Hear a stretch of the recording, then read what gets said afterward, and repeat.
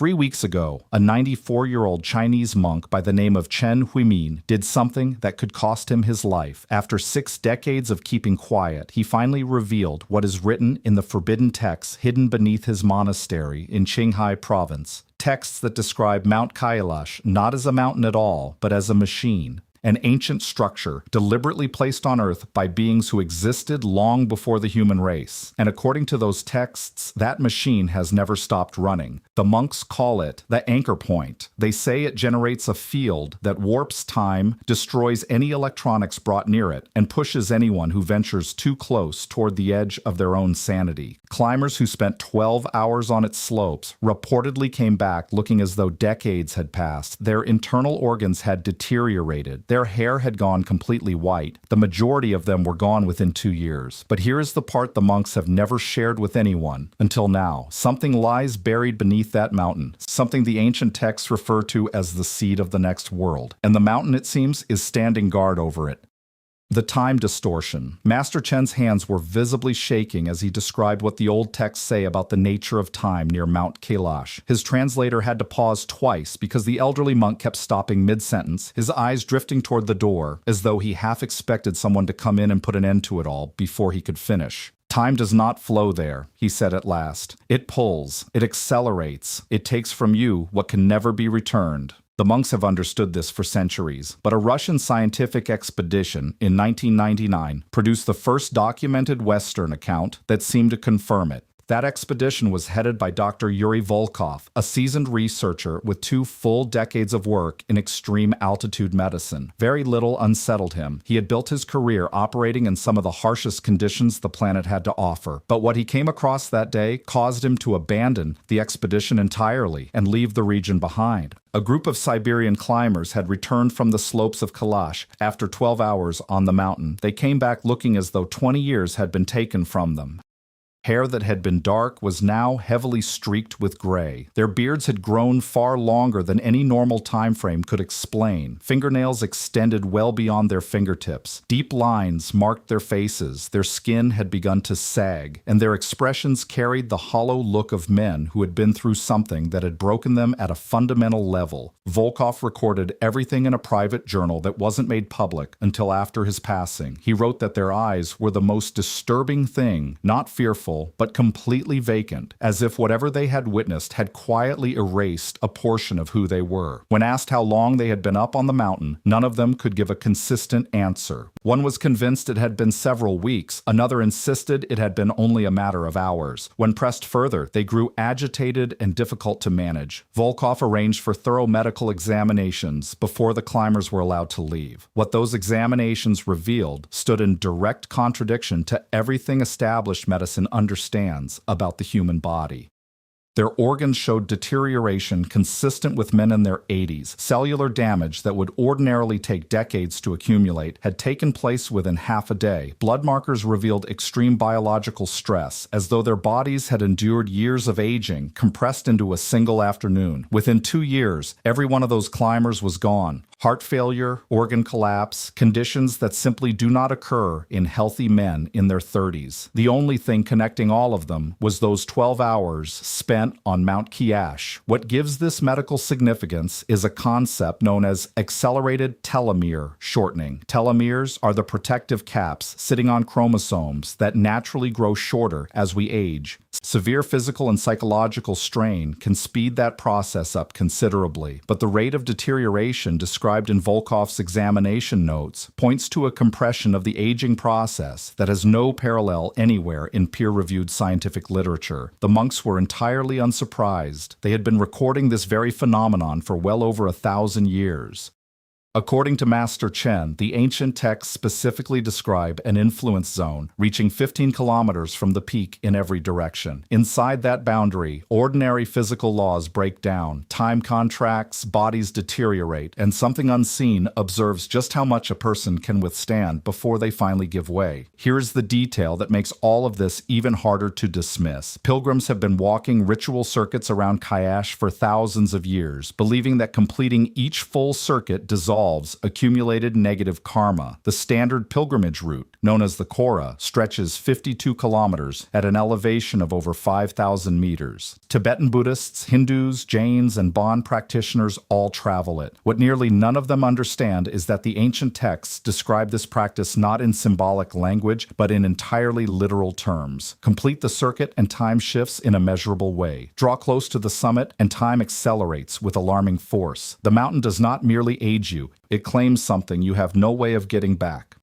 Hours, years, futures that were rightfully yours, and it does not seek your consent before taking them. The unclimbable peak. No one has ever stood at the summit of Mount Kailash. Not a single person, not across the entire span of recorded human history. That is not for lack of trying. It is simply because the mountain does not permit it. Kailash rises to 6,638 meters, which by Himalayan standards represents a manageable technical climb. Dozens of peaks at comparable heights have been scaled repeatedly, and several have become routine commercial expeditions. Kailash has never been summited. The Chinese government, which controls access to the Tibetan Autonomous Region, where Kailash is located, has officially banned summit attempts since the 1980s, stating that the prohibition reflects respect for the mountain's religious importance. But that ban came only after decades of failed attempts and deeply unsettling accounts left behind by those who had tried. British mountaineer Hugh Rutledge was among the first Westerners to formally document this pattern.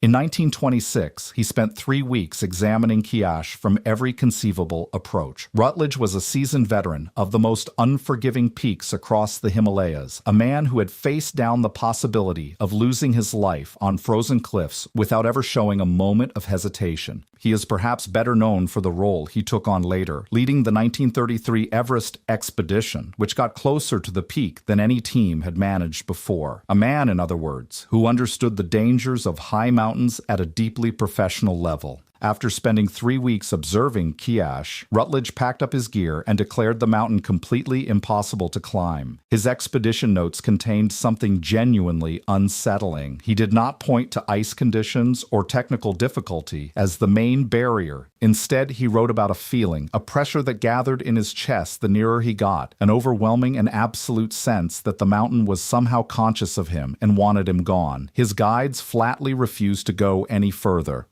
3 of them suffered nightmares so intense they woke in a state of terror, scratching desperately at their own faces. Rutledge himself acknowledged that the departure felt less like a retreat and more like being granted permission to leave. The pattern held for decades after that. In 2001, a Spanish climbing team obtained one of the rarest permits mountaineering had ever seen, official authorization from the Chinese government to make an attempt on Kailash's summit. These were elite athletes, veterans of Everest and K2, people who had overcome every technical challenge the Himalayas had to offer. They never advanced beyond base camp. Team members reported sudden hallucinations, vivid visions of people they loved coming to harm, of the earth splitting open beneath their feet, of figures shifting at the edges of their vision that disappeared the moment anyone looked directly at them. Waves of debilitating nausea arrived without warning and faded just as suddenly. And most troubling of all, a psychological experience shared across the group that they struggled to describe in words.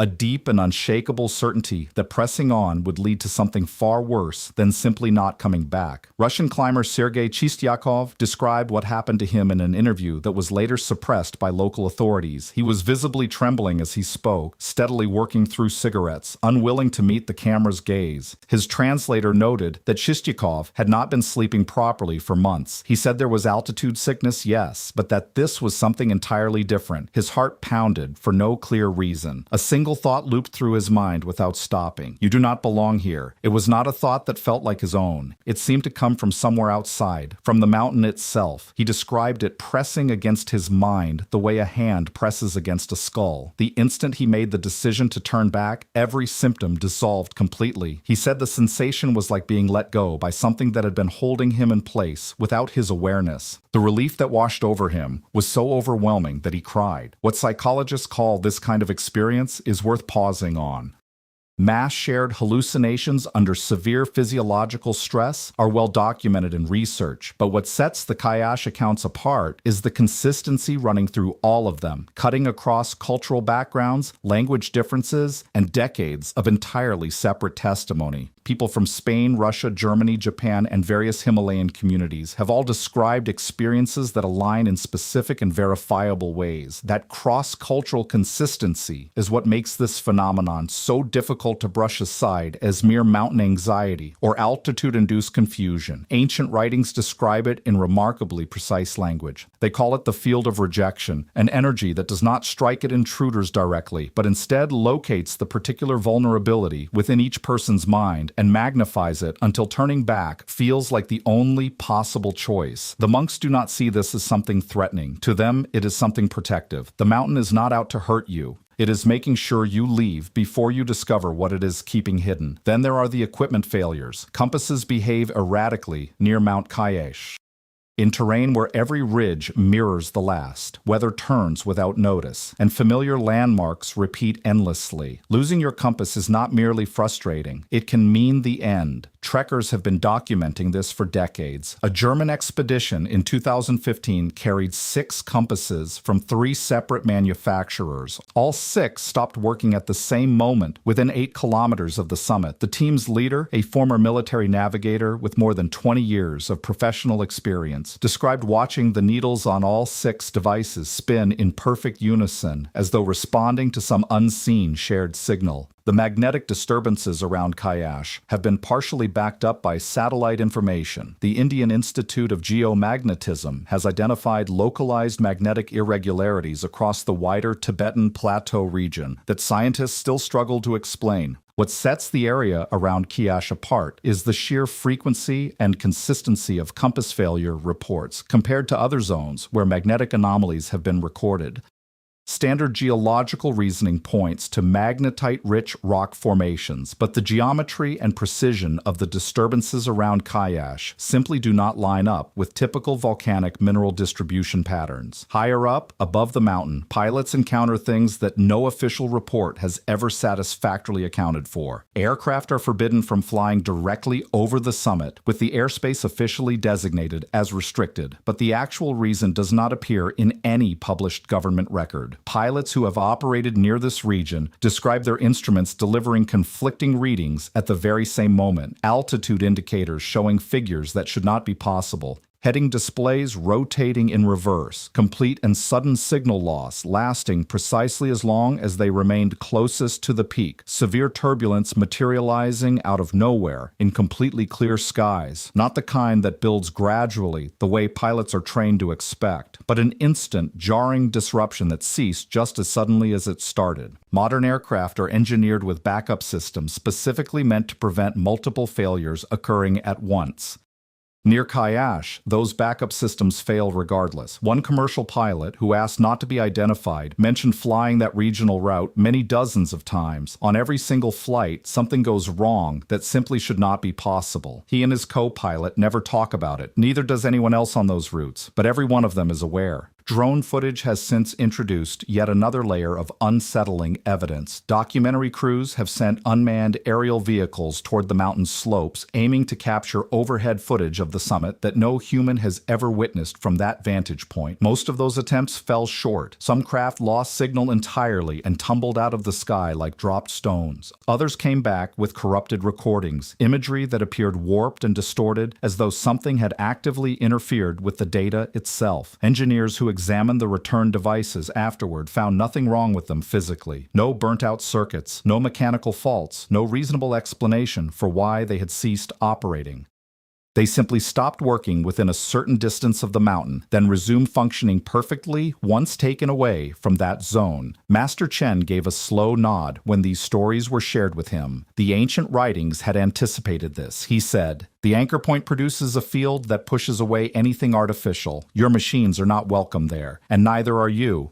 The monks maintain that these technological failures are not accidental. They are deliberate. The mountain recognizes what humans depend on to feel a sense of control, and it methodically strips that away. First comes the loss of navigation, then communication goes, and finally, the devices themselves fail. By the time climbers begin to understand what is unfolding around them, they are already confused, cut off, and battling a powerful, overwhelming instinct to flee. The Twin Lakes, two bodies of water, rest at the foot of Mount Kailash, divided by a slender strip of land roughly 3 kilometers across. They could hardly be more unlike each other. Lake Manasaravar is completely motionless. Its freshwater surface stays mirror smooth, even when fierce winds tear across the Tibetan plateau at altitude. Sitting at 4,590 meters above sea level, while every other stretch of water in the surrounding region freezes solid through winter, Manasar's surface stays open, tranquil, and reflective in a way that nearly everyone who encounters it describes as unnaturally serene. Right beside it lies Rakshastal, saline, restless, perpetually churning, its waters in constant agitation, as though something below the surface refuses to allow calm. No fish inhabit Rakshastal. Manasar, by contrast, supports aquatic life. The difference between the two is so striking that travelers who visit both on the same day often describe a feeling of stepping between two entirely separate realities. The scientific explanation for this contrast involves each lake's distinct inflow sources and drainage characteristics. Manasaravar receives substantial glacial meltwater from Kailash's southern slopes, while Rakshastal's chemistry is shaped by different mineral contributions. These are well-documented, measurable distinctions. What geology fails to account for is one persistent and puzzling anomaly: why Manasaravar's surface remains so consistently undisturbed under conditions that should, by all logic, generate considerable wave activity. Master Chen's voice grew quieter when the conversation turned to the lakes. He glanced briefly toward his fellow monks before going on, as if silently weighing whether to continue. The texts refer to them as the mountain's eyes, he said in a low tone. Manasar watches what lies above. Rakshastal watches what lies below. Together, they form a system of observation that has functioned without interruption for thousands of years. Nothing approaches Kailash without being noticed. Absolutely nothing. After dark, Manasaravar takes on a stranger character. Witnesses spanning multiple centuries and diverse cultural backgrounds describe small points of light moving across the surface, not reflections of stars, which travel in arcs that follow celestial rotation, but independent sources drifting in patterns that seem to carry purpose.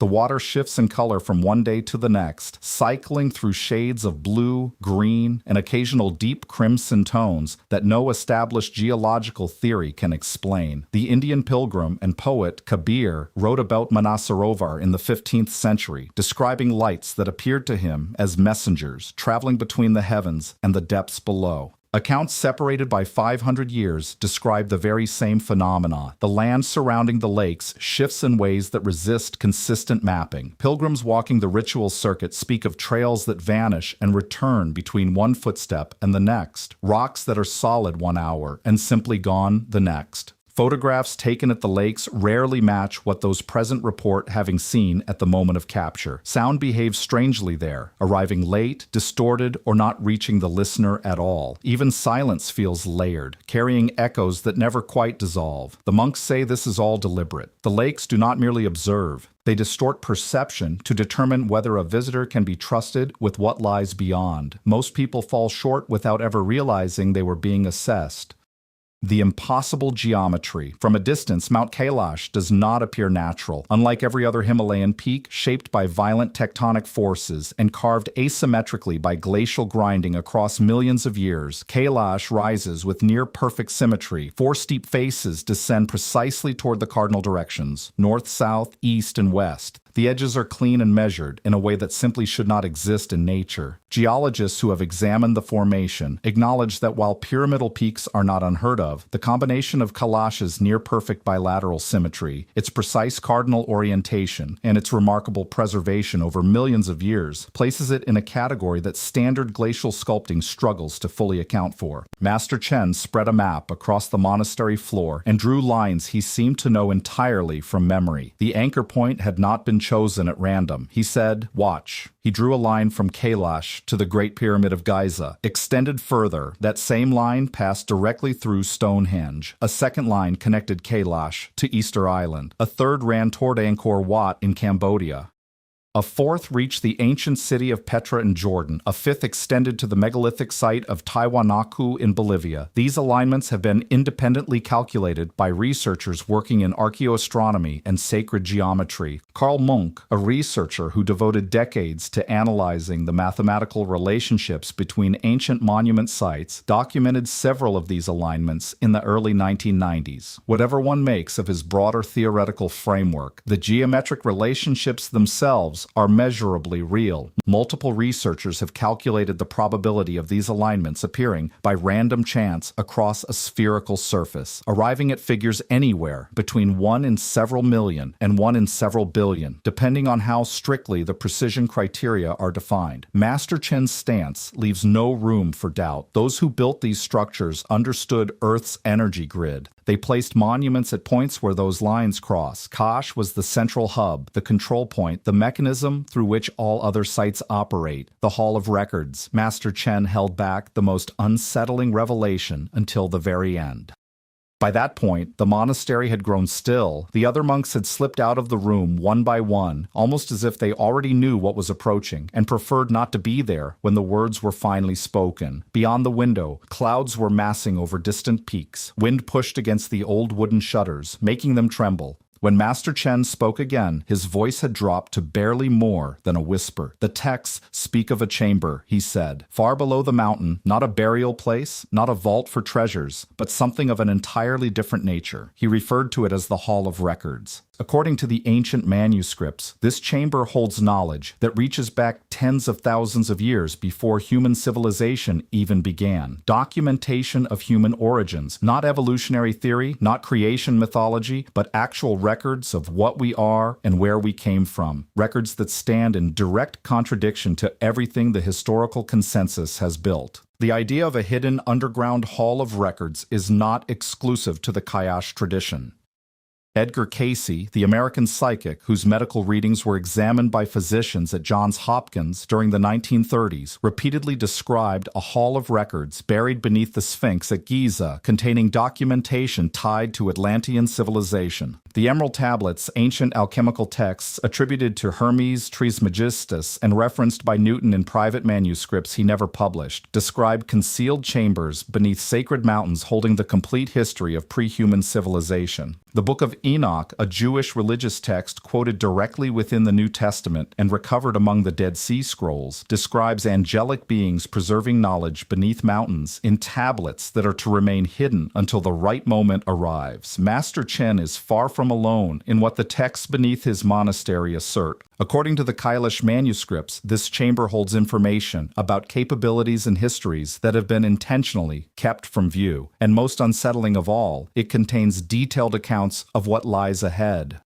Events the texts refer to as the turning, a transformation of human existence so total that the world emerging from it will bear no resemblance to the world that came before. The texts name it the seed of the next world. Master Chen admitted he does not entirely grasp what that phrase means, but the texts are clear on one point. This knowledge is not yet intended for humanity. Every defense the mountain has ever deployed, every phenomenon that has confused, aged, terrified, and claimed those who drew near, all of it serves one purpose: to keep the Hall of Records sealed until the right moment arrives. We asked the question that had been hanging in the air the whole time. When would that moment come? How would humanity recognize it was ready? Master Chen's expression shifted. For the first time during our entire conversation, something resembling genuine fear moved across his face. His hands tightened around the edge of the table. "The choosing will not be ours," he said, his voice barely above a whisper. "The mountain decides. It always has. Everything is connected." For 4 of the world's major religions, Mount Kailash stands as the center of all existence.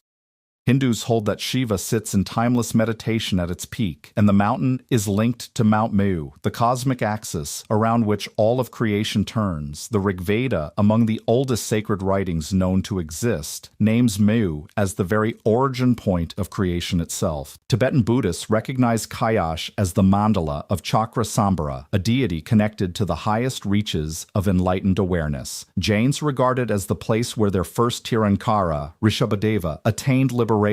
The Bon religion, Tibet's indigenous spiritual tradition that predates Buddhism by thousands of years, considers Kailash the ultimate seat of spiritual power in the entire known world. Four entirely distinct faiths rooted in separate cultures, separate languages, separate histories, each developed independently across millennia and arrived at the very same conclusion about the very same mountain. That level of convergence across unrelated traditions is something scholars who study the distribution of sacred sites treat as meaningful evidence of a deeply ancient, shared understanding. Four of Asia's mightiest rivers begin their journeys in the region surrounding Kailash.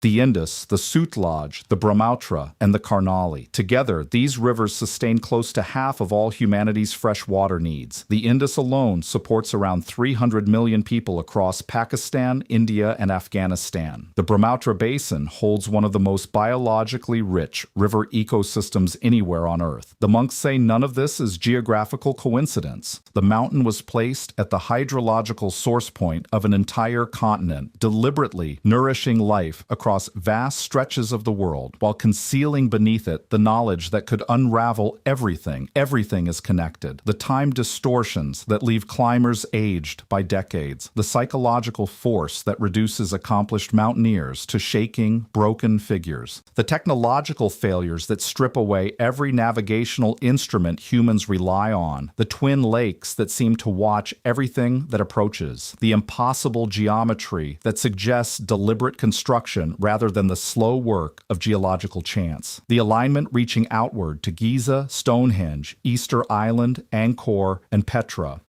And beneath all of it, a chamber holding knowledge about where humanity came from and where it is headed, knowledge we have not yet been granted permission to reach. Millennia have passed while Mount Kailash has remained untouched, governments blocking entry, climbers retreating in fear, and scientists recording things they simply cannot account for. Now, monks who have protected these secrets for more than 1,000 years have finally chosen to speak. They confirm the mountain did not form naturally. They confirm it remains active to this day, and they confirm that something resting beneath it will reshape everything we think we know about our origins and our path forward. The question is no longer whether you believe them. The real question is what unfolds the moment the mountain decides humanity has finally earned the truth. Drop your thoughts in the comments right now, and if this video held your attention all the way through, hit that like button hard and subscribe without waiting. We are heading further into hidden knowledge that mainstream voices refuse to go near.